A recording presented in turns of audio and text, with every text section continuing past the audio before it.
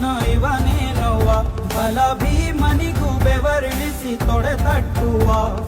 ಹೆತ್ತವರ ರೀತಿ ಕನ್ಯಾದಾನ ಕುಂತಲ್ಲಿಯೇ ಇವಾಗೆ ಸಿಂಹಾಸನ ದಿಗ್ಗನೆದ್ದ ಭಜರಂಗ